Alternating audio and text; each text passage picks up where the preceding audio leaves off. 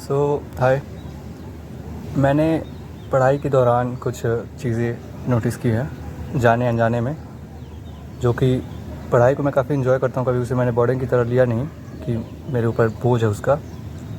कुछ चीज़ें वही सोचा मैं शेयर करूँ आज। अगर तुमको लगता है पढ़ाई में मन बिल्कुल नहीं लग रहा है, डिस्ट्रैक्टेड है, जस्ट बिलीव मी, ये 5 से 6 चीज़ें हैं, ये ट्राई करके देखो, देन कुछ चेंजेस तो ज़रूर होंगे। बेसिकली पहला है कि अगर तुमको कहीं नहीं फील हो रहा है, कोई टॉपिक समझ में नहीं आ रहा है, तो मैंने क्या मतलब नोटिस किया है, अपने ओपिनियन से बता रहा हूँ, लाइब्रेरी में उस टॉपिक के एकदम कोर तक जाना, उस टॉपिक से एकदम गो थ्रू कर जाना पूरा अच्छे से, कि टॉपिक है क्या, ये टॉपिक किस बारे में है, पूरा उसके बारे में अच्छे से नॉलेज लेना, तब जाके उस टॉपिक से पूरा रिलेट कर पाओगे। उसके बारे में अच्छे से जानने के बाद उसमें पूरा इंटरेस्ट डेवलप हो जाएगा। ये रही पहली बात। एंड कई बार होता है कि लेक्चर से मन उठ जाता है, लेक्चर देखने में मन नहीं करता है, पहले इंटरेस्ट आ रहा होता है, फिर एक ही बार ग्राफ नीचे गिर जाता है कि मन नहीं कर रहा है, छोड़ो इसको, हटाओ। वहाँ मैं नोटिस किया है लाइब्रेरी में पढ़ने के दौरान कि जिस पॉइंट पे लेक्चर से इंटरेस्ट गिरता है ग्राफ में, वो वही पॉइंट होता है जहाँ पे आप समझ में आना बंद हो जाता है। क्योंकि मतलब अगर मान लो कोई कॉन्सेप्ट चल रहा है तो वहाँ तक इजी, मतलब मॉडरेट चल रहा है, वो समझ में आ रहा है तो ओके है, इंटरेस्ट बना हुआ है।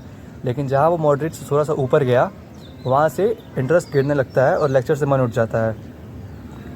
यहाँ पे मैंने क्या नोटिस किया है, इन माय ओपिनियन, कि सबसे मेजर पार्ट यहाँ पे ये है कि जिस पॉइंट पे वो इंटरेस्ट ग्राफ लो जा रहा है, उसको क्लियर करना है। कि अगर एक बार वो क्लियर हो जाए ना, जहाँ से गिरना स्टार्ट हो रहा है, लेट्स सपोज कोई टॉपिक है, मतलब चलते हुए आ रहा है, 40 मिनट तक लेक्चर हम लोग एकदम अटेंटिव होकर देखे, उसके बाद से 40वें मिनट पे कोई ऐसा टॉपिक आ रहा है जो बिल्कुल समझ में नहीं आ रहा है, वहीं से हम लोग का ग्राफ अगर नीचे गिर रहा है तो उस टॉपिक को अच्छे से कवर करते हैं। उसके बाद से पूरा लेक्चर एकदम स्मूथली बीतेगा।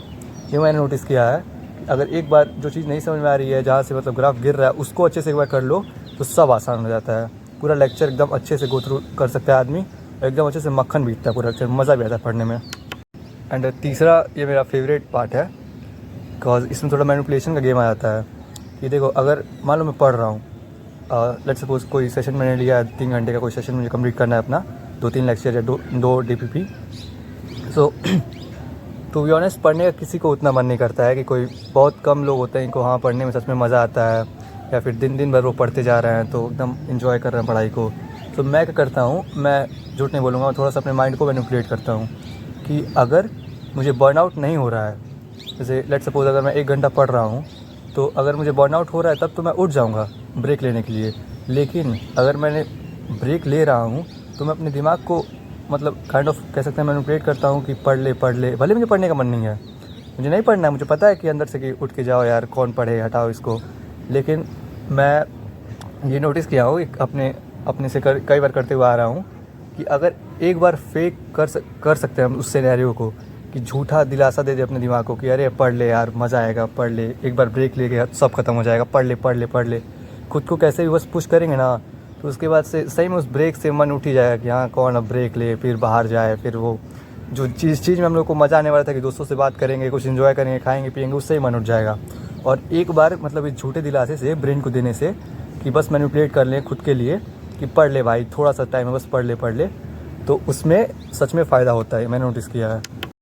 मैं किस तरीके से पढ़ता हूँ, मैं टू बी ऑनेस्ट एक सेशन डिवाइड करके पढ़ता हूँ। कि मैं ट्राई करता हूँ कि एक बार 3 घंटा 4 घंटा एक सीटिंग में मैं निकाल दूँ। हम लोग बचपन से सुनते हैं कि हम लोगों को एक रिवॉर्ड की तरह लेना चाहिए, कुछ अगर पढ़ रहे हैं तो खुद को एक रिवॉर्ड देना चाहिए। मैं ट्राई करता हूँ, उस रिवॉर्ड को मैंने बनाया है ब्रेक का, और कोई मेरे पास है नहीं ऑप्शन। उस रिवॉर्ड को मैंने बनाया है ब्रेक। अगर मैं 3 घंटे का एक सेशन कंप्लीट करके उठता हूँ तो मुझे ब्रेक का एक मौका मिलेगा। और इससे मेरा फ़ायदा ये होता है कि एक तो मैंने अपने दिमाग को पहले ही मैनिपुलेट कर लिया है खुद के लिए कि अरे अब ब्रेक बेफिजूली है, मुझे पढ़ना ही है, भले मुझे पढ़ने का मन नहीं है। तो इसका ये फ़ायदा है कि 5 मिनट के ब्रेक में भी मुझे 5 मिनट ये लगेगा कि चलो यार पढ़ने चलो, ब्रेक बेकार है, तो कैसे भी ब्रेक ले लेता हूँ 5 मिनट, उसके बाद फिर पढ़ने आता हूँ। तो इससे मुझे कई फ़ायदे दिखते हैं। तो मेजर फ़ायदा मैं बताता हूँ कि फ़ालतू जैसे पहले ही कट ऑफ मिल जाता है आदमी को, जो मतलब इसके अलावा करने वाला था वो फालतू काम पढ़ाई के अलावा, उससे तो वो पहले ही झंझट से फ्री हो जाएगा, क्योंकि इन सब चीज़ों में, ब्रेक और पढ़ाई के बीच में। और बाकी रही टाइम वेस्ट के बाद, तो 5 मिनट के ब्रेक में ही वो 5 मिनट के पहले ही आ जाएगा, अगर वो अपने दिमाग को ऐसे बहला फुसला ले पढ़ने के लिए। तो ये मुझे काफ़ी अच्छी चीज़ लगती है। अगर आदमी दे सके खुद को रिवॉर्ड की तरह तो वो ब्रेक दे, काफ़ी बढ़िया है पॉइंट ये। मेरे कई दोस्त हैं जो वीडियो लेक्चर तो देख लेते हैं, बट DPP एंड नोट्स बनाते वक्त वो सॉन्ग सुनते हैं, वो भी काफ़ी मतलब हाई बेस वाले disco type song, energetic song. So ये मैंने पढ़ा था एंड टीचर कहीं भी कह चुके हैं कि अगर सॉन्ग सुन ही रहे हो, पहले तो सॉन्ग मत सुनो, एंड दूसरा अगर सुन भी रहे हो सो ये बेकार है, ये एनर्जेटिक वाला सॉन्ग मत सुनो पढ़ते वक्त के दौरान। ट्राई करो कि लोफी सुनो कभी कभारी, 3-4 मिनट अगर सुन ही रहे हो तो पढ़ने के दौरान लोफी सुनो, लोफाई आई थिंक इसको ये बोलते हैं, सॉरी।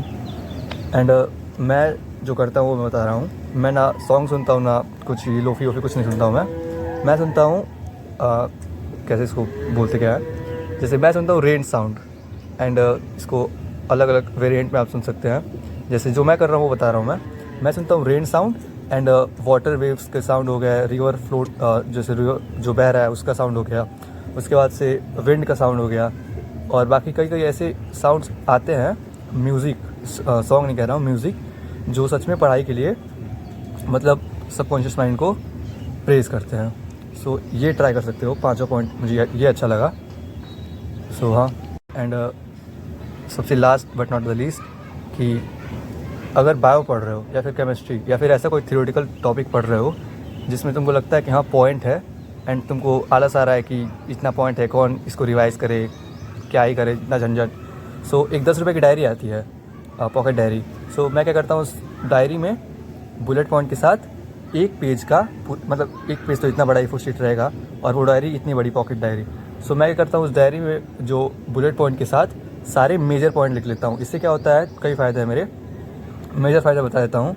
इससे एक्टिव रिकॉर्डिंग हो जाती है, मैं टॉपिक को तुरंत रिसाइड कर पाता हूँ, एंड मेजर जो पॉइंट देख के, जो हाईलाइटेड पॉइंट कीवर्ड्स है उसको देख के मेरा पूरा पैराग्राफ रिवाइज हो जाता है। सो ये कर सकते हो, इससे काफ़ी इंटरेस्टिंग हो जाता है पढ़ाई मेरे लिए। 10 रुपये की डायरी बहुत फ़ायदेमंद है, हर एस्पेक्ट में फ़ायदेमंद है, लेकिन ये पढ़ाई के एस्पेक्ट में यहाँ बहुत काम आती है ये, कि अगर बहुत बड़ा पैराग्राफ रखना लिखा हुआ है उसको तुरंत क्या बोलते हैं कंसाइज वे में अगर आदमी को पढ़ना है तो उसको लिख सकता है वो शॉर्ट नोट्स में, या फिर केवल बुलेट पॉइंट डाल के वो लिख सकता है। तो ये बहुत अच्छी लगी मुझे डायरी वाला point. So thank you, it's all about ये मेरा पढ़ाई के बारे में था ओपिनियन, कि कैसे थोड़ा और आसान बना सके।